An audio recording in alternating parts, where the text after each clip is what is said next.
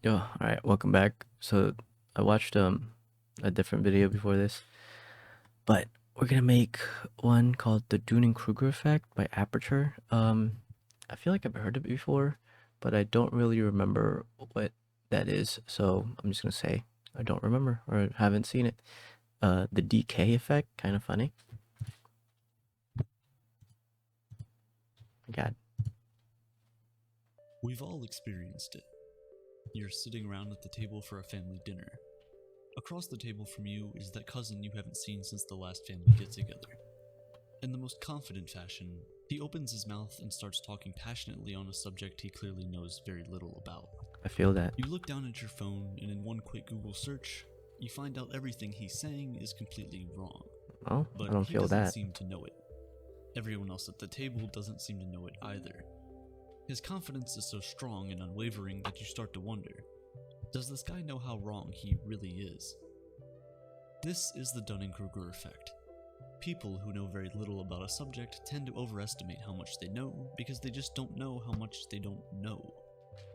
As a result, the people who are most confident in their ability are not usually the ones who should be. I think when you when you take this the Dunning-Kruger effect here, um, when you when you try to educate others in, I don't know, like a fucking social setting, and you say like this is a fact, this is what I know, then yeah, like anyone that does that is kind of just a fucking dickhead.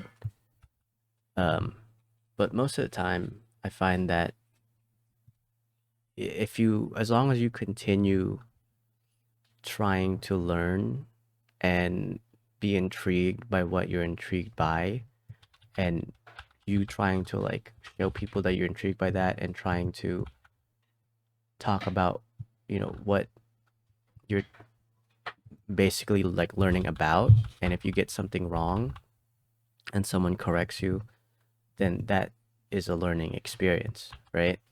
Like if you're interested in, let's say, philosophy, and you start talking about, Sartre, or you start talking about Nietzsche, and someone's like, well, actually, well, actually, that wasn't Sartre at all. That was fucking Mr. Dunning Kruger here.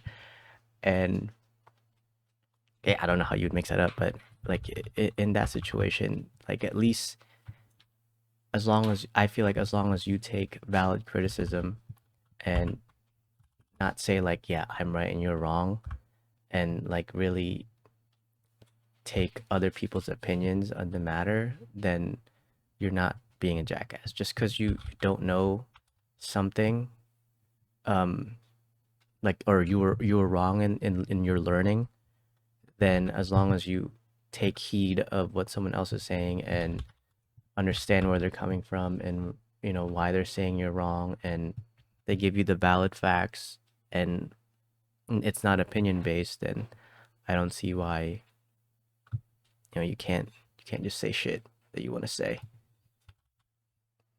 Well, I guess that's not really just saying shit you want to say, right? Because you're coming with, it's not opinion based. Like you think it's fact. Like the things you say you think is what you read, and maybe you like misunderstood it, or you mischaracterized what they were trying to say. And I guess philosophy is kind of hard on that, since a lot of that is subjective and opinion based, as long as you know the basic principles of what that person was trying to teach you. But I can't really think of a better example. Maybe cooking techniques. Like maybe you guys are talking about cooking techniques. But yeah, the main gist is, as long as you take people's consideration, if they try and correct you, then you're not being a total jackass there.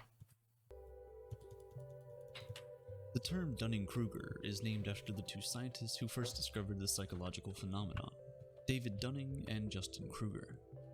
In 1999, they carried out research titled Unskilled and Unaware of It, where they tested a group of people on grammar, humor, and logic. In the first experiment, the 65 participants were asked to rate jokes they thought people would find funny. The people who personally felt they were excellent judges of humor were the ones who did the worst on the test. Isn't that like so subjective though? Like, how do you, how would you know unless you know the person you're telling the joke to that they would like find that joke funny? And even then, if you haven't seen or interacted with that person recently, what they could have grown as a person, and what you're saying now could be wild offensive to them.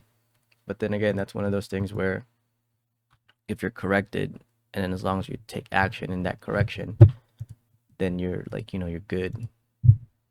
Am I doing Dunning Kruger, bro? Is this self realization, self actualization that I myself is a dumbass? Could be. Could be.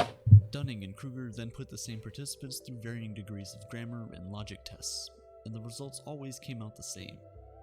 For the most part, the people who scored the least were the most confident going into the test, and overestimated how well they did afterwards, while those who scored the most overestimated how well everyone else did.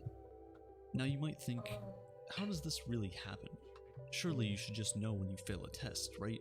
You have that gut feeling, and after all, you're the one who wrote it yourself. But that only happens when you know nothing about the subject at all. You should have like a When mild we learn understanding just a of what little you bit don't about know. that subject, we start overestimating how much we actually know. We are aware that we know about the subject, however, we don't know enough to know that there is still so much more to learn. We are not yet skilled enough to accurately assess our knowledge and abilities, so we think we know much more than we actually do.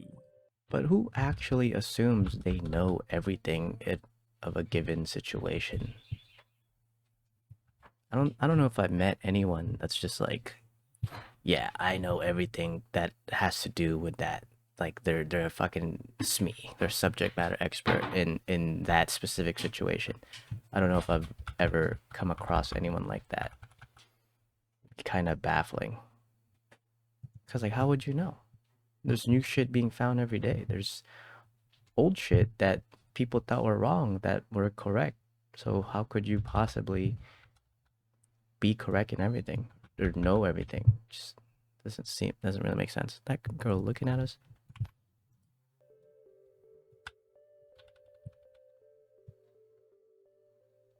A Imagine little you're given a knowledge. test about the culture of extraterrestrial life. You just watched a 30-minute YouTube documentary, and you're feeling pretty good about your knowledge of things that haven't been proven to exist. But apart from this documentary, you haven't done any other research about extraterrestrial life. You haven't been to space, and you certainly don't have any alien friends. You're handed the test, and in it, you're asked to answer 20 questions about life as an extraterrestrial. I know what you're thinking. You're not entirely ignorant. You just watched a 30-minute documentary about aliens, so you'll certainly ace this test. Or at least do better than the average. Right. Well, that is the Dunning-Kruger effect at work. Because the truth is, just one documentary is not nearly enough. You've only just discovered the tip of the iceberg, but because you don't know how big the ice under the water is, you'll keep living in the illusion that you've explored all of it. And we see this every day. From your cousin sitting across the room to that one coworker that gets really annoyed when someone else gets the promotion they feel they so desperately deserve. Performance reports at work give us an unbiased view on how well we've done. However, when people who truly don't know all that much get these results, they aren't satisfied with it.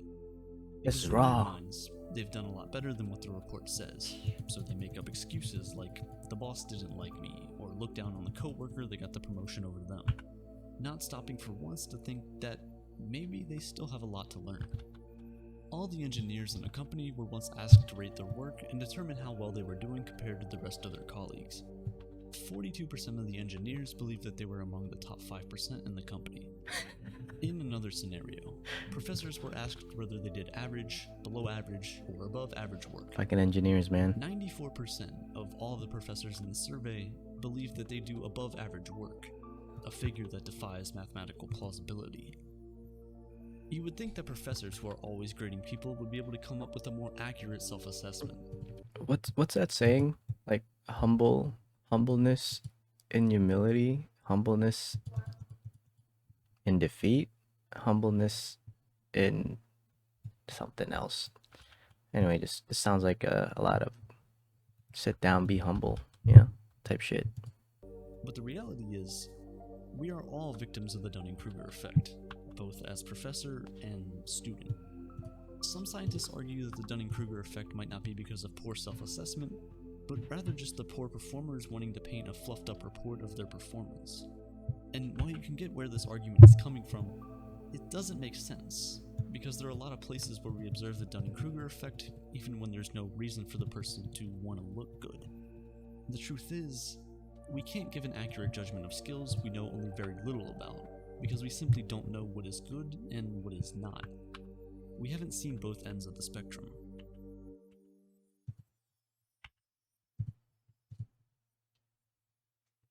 Metacognition is the awareness of your own thought processes. It's being able to plan, monitor, and access your own performance and understanding. It's like your brain's way of grading itself. In their research, Dunning and Kruger discovered that the less people know about a subject, the lesser their metacognitive ability around that subject. This is what makes them unaware of their own incompetence. And this is a very strange thing, because it means that oftentimes, the loudest person in the room is usually the one who knows the least. Bertrand Russell said this in 1951, My God, and it still rings true today, even now more than ever. Because although he thought it was just a thing of his time, it wasn't. It was simply the Dunning-Kruger effect at work. The sad thing is that people who know the least are also the people who are least likely to take up a learning opportunity. Think about the 42% of engineers who believe that they were in the top 5%. They'll most likely ignore any opportunities to learn from their colleagues, because they already believe that they're the best. On the other hand, the people who are the best don't realize that they're so special, so they don't try to teach others, even when they're the ones that should be doing that. In the end, the company remains stagnant. Life Equilibrium. is very much like this company. That's all things We're should on the be. internet today, and the loudest voices are the ones who know the least. Everywhere you turn, there's a fake guru trying to teach you how to become a billionaire overnight. That's me, I'm pretty They large. have very little knowledge, but that doesn't stop them from I got a selling massive thousands of following. courses with the same basic information that you can get just by Googling the right things. The sad thing is that most people buy into their confidence and certainty only to realize too late that it was all bravado and no substance.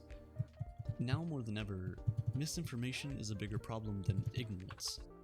People briefly glance through a topic and they instantly want to start teaching others. They don't take their time to actually read past the first page of the instruction manual before screaming at the...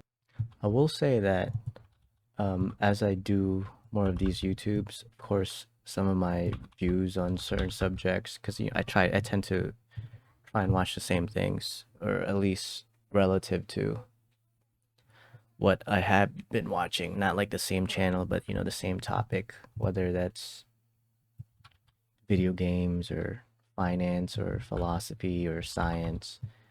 I don't venture out too much. Sometimes I'll watch like a cooking video or whatever, but I tend to, just because like I've been catering. Oh, damn, I've been trying to cater my specific YouTube recommendations, so I kind of watch the same subject matter but in different interpretations from different people. And sometimes I'll watch the same topic over 3 or 4 different YouTubers, creators, authors, whatever, and try to glean what they're saying about the subject. And with that, views change, interpretations change, you get influenced by what people are saying, and I think that's completely fine. So if I said something in a previous manner about a subject, and then in like a future video I change my stance or how I interpreted that specific like topic, that's probably because I learned more by watching other people's interpretations of it, and decided to take what they're putting out and add it to my base knowledge of these topics. But definitely don't think I'm an expert in any of these. Kind of just like a dude saying his opinions and basic understanding of what these could represent for, when I say society, usually me as a person, but society is a more general term and kind of more inclusive, you know? If I just kept saying me, it'd be kind of weird. The rooftops about how much they know, or how much they think they know. So, more often than not, we're listening to the most confident people and not the most reputable. We accept information from the person who speaks the loudest rather than the person who is the most knowledgeable. From 5G death scares to anti-vax campaigns, people are constantly satisfied with knowing the bare minimum. Not only are they satisfied, they are confident that they know it all, and they waste no time in sharing that information with others. If the loudest voices are ignorant, why aren't the knowledgeable speaking up? Again, it's the Dunning-Kruger effect. When the 65 participants were given the 3 tests by Dunning and Kruger, the people who scored the best often knew they did pretty well on the test. However, they felt everyone else did too. They overestimated the scores of the other people in the test and didn't think anything special of their own results. When asked Got to place greedy. themselves in a percentile, Should have done that. more often than not, the people who did the best placed themselves lower than they actually were. Because of this, the people who have any imagination and understanding are filled with doubt and indecision. Fucking The people blasted who are me. most knowledgeable don't realize that they are, so they find it difficult to speak up. It's easy for us to think that because something comes so easily and naturally to us, it does to others as well. It's easy to think that we're not special and that everyone can do as well as we've done. But in reality, that's not true. In fact, if you think your work is not good enough, then it's already probably better than most. Because unlike the people at the bottom of the percentile, you know what you don't know, so you are more willing to improve.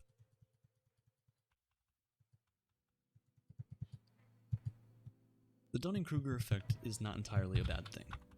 In fact, it's the reason most of us can take a leap of faith. I started this channel without knowing how difficult running a YouTube channel is, how badly an algorithm can beat you down, how the numbers on the screen affect the value you place on your work. I didn't know all of that at first. All I knew was to make a video and upload it. I feel like if I had known how difficult it would be in the long run, I might have never even started. So, in a way, the Dunning-Kruger effect helps us to make the first move without worrying too much about everything we don't know yet. It gives us the confidence to start. Once we take that first step, though, it's up to us to not get comfortable and confident in the little that we know. We must fight the cognitive biases and realize that we've only scratched the surface and there's still a long way to go. We're often taught not to compare ourselves with others, and most of the time, that's excellent advice. Constantly pitting yourself against others can leave you unhappy and unmotivated. But the truth is, comparison isn't always a bad thing. The thief of joy, right? When we compare ourselves with others, we're able to better assess how well we're doing. Think about the participants of Dunning and Kruger's experiment. If the people who had scored the lowest were shown the scores of all the participants afterward, they would have been able to understand that they weren't as knowledgeable as they thought they were. If you're very confident about how much you know, pause for a minute. Take your time before sharing that information Pause. with others. Question your long-standing views and opinions, because there might just be new information that has come to light to disprove what you hold so dearly to your heart. Be open to feedback and criticism. While it's true that people shouldn't discourage your dreams, you need to understand that sometimes you may be overestimating your skills. So take the criticism and consider it carefully. If you do, you're most likely going to learn a thing or two that you didn't already know. With that aspect, if like, yeah, you're like bad at something, like you could be bad at making YouTube videos, and you're like, oh, I'm not gonna make those because I'm bad at making YouTube videos. But you don't know how bad you are until you like do it, and then you're like, all right, I'm pretty fucking shit at this. But then at that point, you can like figure out, okay, well, this is what I need to do to be better. You know, like you need to change shit up. You can progress and see what works, what doesn't work. But like he was saying, I think you should probably be knowledgeable if you're trying to talk about something, or at least do some research, like he was saying.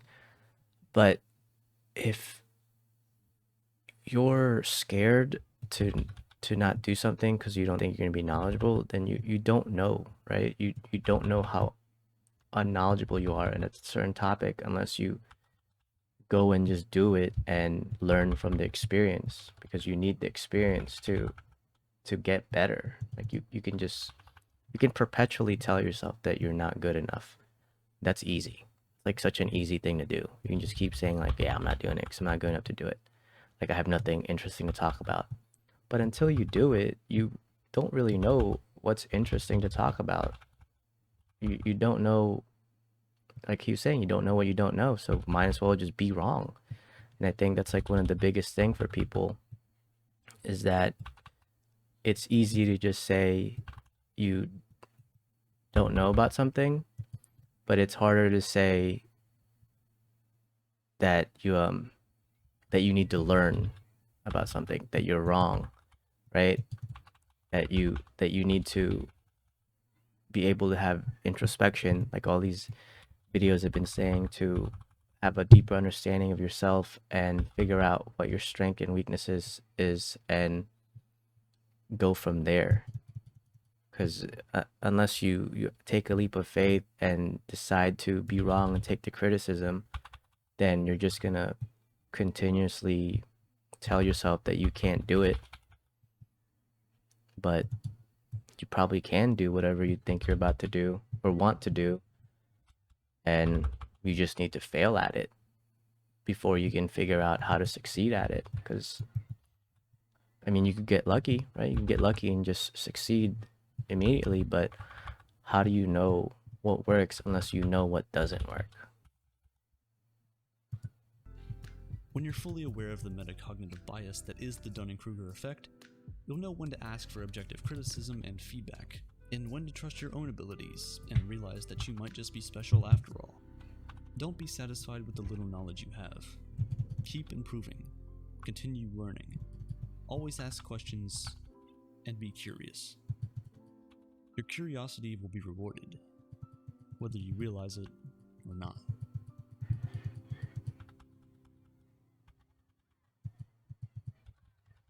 Today's video was sponsored by Keeps, one of the Pretty dope video. Definitely let's try to be greedy. Oh, it worked. Nice. Yeah, hell yeah. Sometimes greed works. See that shit? Looked it up. Oh my god, dude. Booba. Booba booba. Greed has paid off. Damn. Now I gotta be like this. Look at this. Hey. Look at this. Still there. Alright. Yeah, that was a good video. Definitely a humbling video, since that's basically what I'm doing, right? I'm making YouTube videos on certain topics that I have a mild understanding of. Like I'm not just outright making my own video on these topics, but I am watching these videos and telling you my opinion and biases on these videos and topics, and my understanding on the topic and how I think it either affects me or another person or society in general or cultural aspects, or the world, um, or economic senses of how it could affect certain countries if they do something. But it's all like my opinion and my deductions of the situation based on like what I have learned and gleaned from other informations, and I just try to cultivate my answers in a more robust way. So I'm basically using these to actually talk about the things that I'm watching, and in hope that me talking about it and trying to remember the things that I do watch rather than just passively watching them and being, um, being more active in my learning, that I can get a deeper understanding in these topics and I can put them in different situations and use bits and pieces of what I've learned into analyzing and seeing a larger effect of what the topic in general is saying with regards to my knowledge base. But sometimes, no matter what I do, I'm gonna have, like the Dunning Kruger says, I'm gonna have limited understanding of a certain topic. As much as like I'll talk about it, I could still have a low level understanding of it. And that's, I think that's perfectly fine. I think that over time, the more I watch, the more I learn, the more I talk about certain things and try to keep in the same subjects, that I could potentially become, an expert in those certain aspects of what I'm watching. Whether it's a better understanding of multiple philosophies, a better understanding of religion, a better understanding of certain sciences, um, then that's the avenue that I want to take, like being a slight expert in these things, right? Being a jack of all trade situation where I could be more nuanced in my conversations, mainly using this not only to expand my knowledge, but also to practice my talking and being more eloquent and being more, like I said, robust in my speech. Because unless you read plenty of books, you consistently talk and practice speech and do more off the cuff thinking and talking like this, your brain is just gonna be as slow as what you're doing. So with this, it's more of a situation where I see that not many people. You need to be pretty honest with yourself. Yeah, I see that not many people like watch my videos, and that's fine. And right now, it's more of a learning aspect, and I'm doing it so it could potentially, right? There's still a potentiality where it pops off and it works out in the end. But at the same time, you shouldn't just do something to do something, and you should do something to help your experience in other aspects of your life. So you shouldn't just make a YouTube video to try and become a YouTuber. You should make a YouTube video to educate yourself in hopes of educating others, and maybe practice a certain skill set that you want to learn, and maybe other people will be interested in that skill set that you're trying to learn. And right now I'm using this to practice my speech, because once I finish school and I have to go into my work, my like potential and future job, a lot of things that I have to do is do a lot of presentation and culminate data, because I want to be a data scientist. So I have to do a lot of analyses and, like I said, presentations and showing, and really a lot of, I don't want to say manipulation, but a lot of convincing, right? I have to convince other people to what my findings are with data that I find. And you would say like, oh, well, it shouldn't take that much convincing to convince someone if you have the facts, but we're 50-50 on Republicans and Democrats. So that's not really, yeah, a good thing. And some people would say that's a good thing, but anyway, um, I want to do a lot of data science and presentations and analyses, and really work on my presenting right now. So I'm looking up information and I'm trying to present that.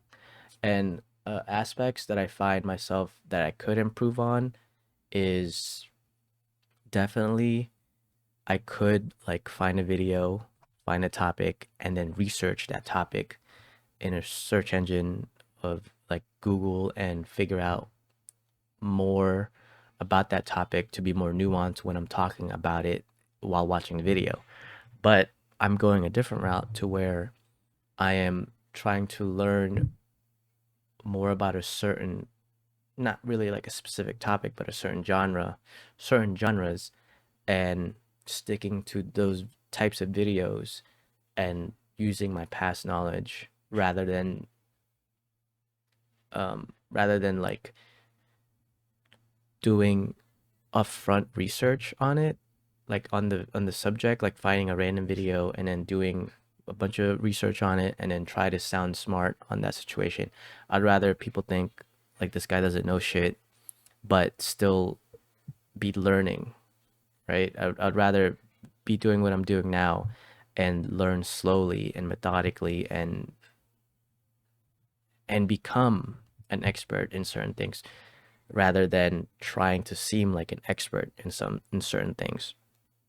And right now I'm starting to see that there are some things that I find more interesting than other things, and maybe I'll start steering more into that side of it. Because like right now I'm reading a lot of or watching and reading a lot of things about philosophy and world religion and the history of certain religions like Buddhism and Hinduism, and the gurus that influenced that movement, um, leading a lot into finance and the financial world and how that affects society, and why people get so ingrained in a capitalistic system and how it works throughout. So rather than like video games and anime, because I've done videos on those too. So like those are things that I like to watch and do on a personal level, like my leisure time. And this is more of like a hobby that I'm trying to incorporate into that. So I could be playing Genshin Impact right now and doing these types of videos because like I just recently started doing this, right? Just like playing this game and watching the video on the side because I found like I'm doing it for multiple reasons, as in trying to be efficient with my time and also trying to be different to what I was doing before. Because I did what I was doing for 2 3 months, and well, I did one thing for 1 month, wasn't really working. Did another thing for another month or two, wasn't really working. So now I'm doing something different, but building on to what I was doing, what I was enjoying doing, and trying to evolve just everything that I'm doing in YouTube and still trying to benefit me as a person. So yeah, like this is a learning experience and it's pretty cool. And I noticed that I say "and" a lot, and I gotta work on that. But yeah, hopefully I keep going and keep improving, and maybe we'll change up the game that I'm playing because I keep, well, I mean, I just started doing this, so maybe I'll just keep doing Lost Ark for now. But I could also do the hot game to maybe get more traction of like the season, like the hot game of the month or whatever. Um, I could do that. I could also do a game that has a good following, that I enjoy, or I could just keep doing what I'm doing and see where it takes me. But we won't know what to build or what to change until we do this for a little bit. So we'll keep doing that. But all right, thanks for watching. I'll see you guys later.